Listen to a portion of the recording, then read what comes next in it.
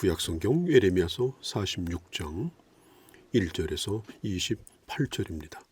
예레미야서 1장에서 44장까지는 유다에 대한 말씀입니다. 그리고 45장은 예레미야의 서기관이었던 바룩에 대한 말씀이죠. 그리고 46장은 유다를 둘러싸고 있는 나라들에 대한 말씀입니다. 1절을 보면 나라들에 대한 말씀이 시작이 되죠. 모압, 암몬, 에돔, 바벨론에 대한 말씀이 계속 이어집니다. 하나님은 그의 택한 백성인 유다의 하나님뿐 아니라 유다를 둘러싸고 있는 모든 나라의 하나님이시기도 합니다.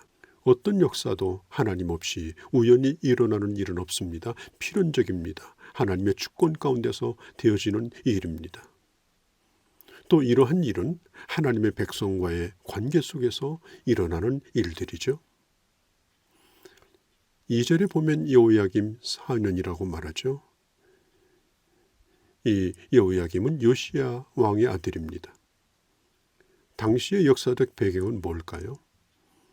유다를 둘러싸고 있는 세 나라가 삼각형을 이루고 있을 때입니다. 밑에는 애굽, 그리고 북쪽으로는 아수르와 바벨론이 있었습니다. 아수르는 약해져서 힘을 잃어버린 나라예요. 바벨론은 점점 강해지고 있고, 그리고 애굽은 명성은 남아있지만 그러나 강대국의 면모를 잃어버린 그런 나라입니다. 이 세 나라의 한가운데 속해 있는 게 바로 유다입니다. 유다는 세 강대국 사이에서 그 힘의 균형 속에서 몸살을 앓고 또 고민을 해야 합니다. 어디에 붙어야 하나? 그것이 항상 유다에게는 고민입니다. 당시 아수르가 약해지고 있을 때 밑에 있는 애굽과 북쪽에 있는 바벨론이 아수르의 이제 영향력을 밀어내고 서로 주도권 다툼을 하고 있을 때입니다. 바벨론이 아수르를 치고자 할 때 저 애굽에서 원군을 보내주려고 합니다. 그때 애굽 군대가 유다를 지나서 가야 하는데 그 당시 유다 왕이 바로 요시야였습니다.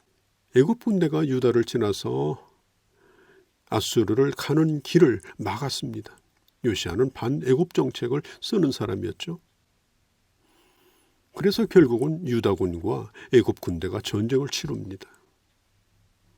거기서 요시야가 죽습니다. 애굽은 유다를 식민지로 삼고 내정 간섭을 하죠. 요시야가 죽은 후에 여호아하스 왕을 세웠습니다. 여호아하스가 반애굽 정책을 쓰자 왕이 된 지 3개월 만에 그를 애굽으로 잡아갑니다. 그리고 엘리야김을 왕으로 세웁니다. 2절에 보면 엘리야김이 바로 오늘 이 본문의 엘리야김입니다. 이때는 유다에게 과중한 세금을 물리고 각종 필요한 물건들을 요구하고 약탈해 가기 때문에 애굽에 의해서 고통스러운 시간을 보내고 있었습니다. 애굽은 유다도 다스리고 아수르도 자기 손아귀에 놓고 그리고 이제 바벨론과 전쟁을 치르고자 합니다. 그게 바로 오늘 본문에 나와 있는 갈기미스에서 일어난 전쟁입니다. 애굽이 군대를 이끌고 저 바벨론의 유브라데 강까지 원군을 가게 되죠. 그리고 그곳 갈그미스라고 하는 곳에서 바벨론 군대와 큰 접전을 하게 되죠. 결국은 애굽의 대패로 끝납니다. 3절에 보면 전쟁 중에 예레미야는 예루살렘에서 애굽의 운명에 대해서 그는 예언을 합니다. 애굽의 군대 장교들이 큰 방패로 온몸을 덮고 작은 방패로 얼굴을 가리우고 싸움터로 나간다. 군마에 안장을 지우고 무장한 군인들이 전차를 타고 창을 날카롭게 갈고 갑옷으로 무장하고 돌진한다. 그런데 모든 애굽 군사들이 사기를 잃어버리고 뒤로 물러난다. 도망을 친다. 용감했던 자들도 겁에 질려버린다. 6절에 보면 빠르게 하던 군인들도 그 싸움터에서 빠져나오지 못하고 힘센 장수들은 자기 목숨을 지키지 못하고 북방 유브라데 하수관에서 결국은 엎드려 죽음을 당한다고 했습니다. 여러분, 하나님은 나라를 다스리는 주권자이십니다. 그들을 구원하기도 하고 그들을 심판하기도 하십니다. 애굽 왕 바로의 군대는 기원전 605년에 갈그미스 전투에서 바벨론 왕에게 패배했습니다. 그리고 유다 백성들은 하나님을 의지하지 아니하고 애굽을 의지했기 때문에 그들이 의지하는 애굽을 하나님이 멸하신 것입니다. 애굽 사람들은 매우 교만하고 거만하고 허풍을 떨고 그리고 허세가 많았습니다.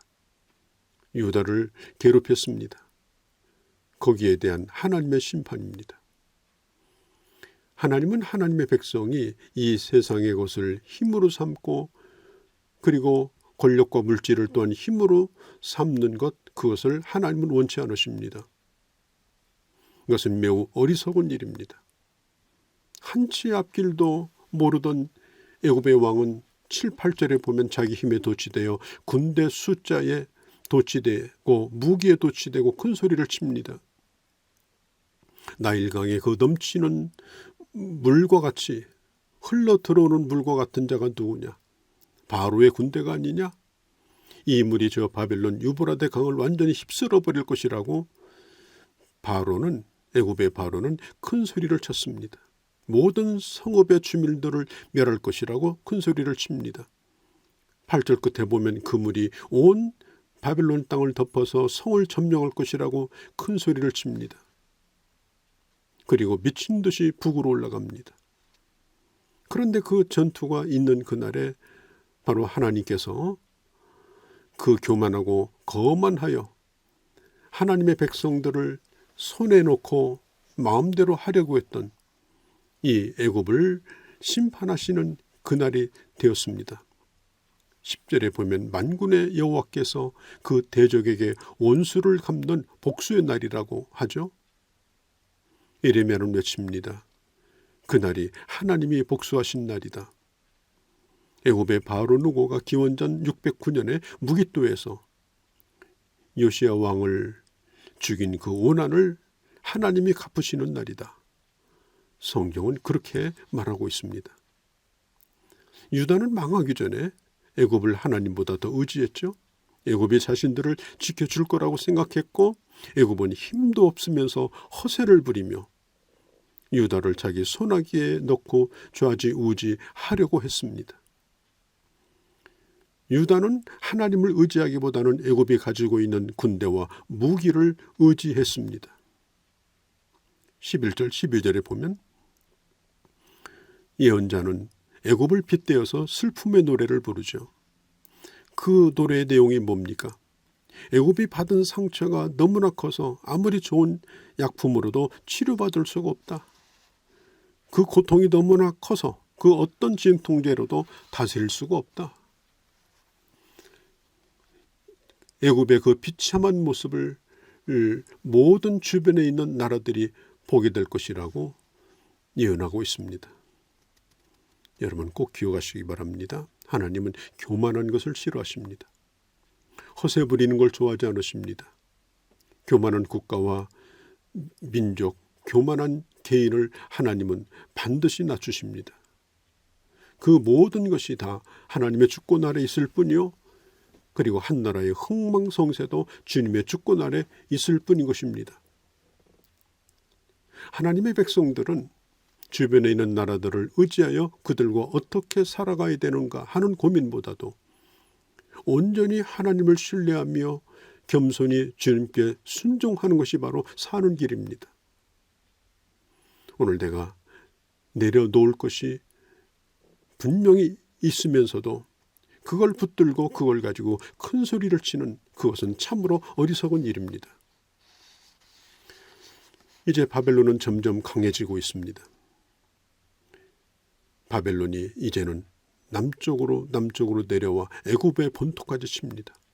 그리고 곧 애굽의 멸망으로 이어지죠. 오늘 성경에 보면은 46장에 애굽의 많은 지명들이 나오고 있습니다. 그 지명들이 바로 유다 백성들이 흩어져 살고 있는 장소입니다. 이것은 애굽을 공격하는 것이기도 하지만 하나님께서 특별히 애굽으로 도망친 유다 백성들을 향한 하나님의 심판인 것입니다. 유다 백성들은 바벨론을 피하려고 애굽까지 왔지만 그들은 애굽에서 바벨론의 군대를 본 것입니다.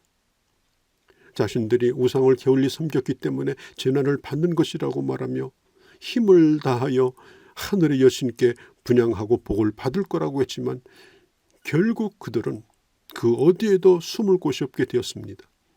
에레미야는 왜 애굽 군대가 패했는가를 설명해 주고 있죠. 왜 강대국인 애굽이 쉽게 비참하게 허물어지고 멸망했는가. 성경은 말합니다. 사실은 바벨론 군대가 아니라 하나님이 그들을 치신 것이라고 말하죠.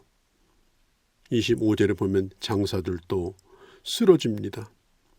왜냐하면 여호와께서 그들을 몰아내셨기 때문입니다.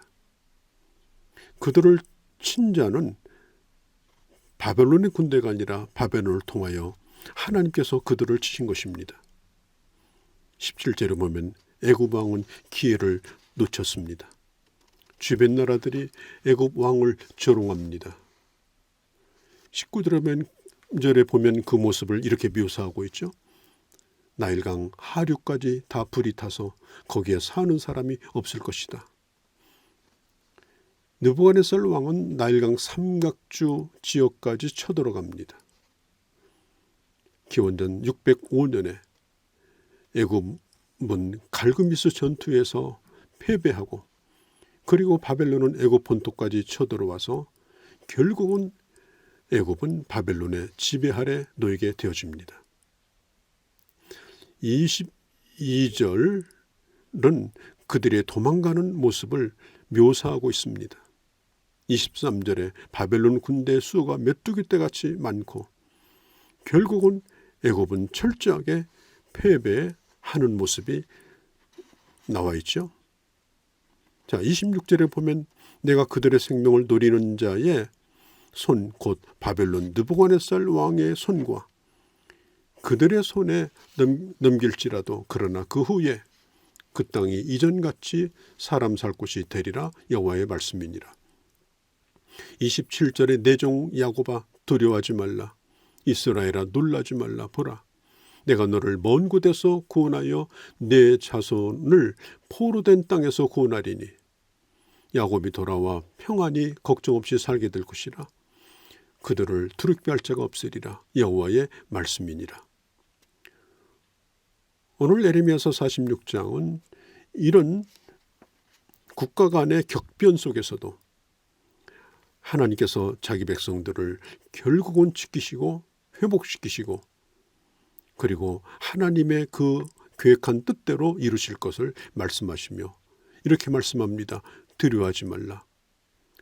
흩어졌던 너를 흩어지게 만들었던 나라들은 멸할지라도 내가 너희를 구원할 것이다 라고 약속하고 계신 것입니다.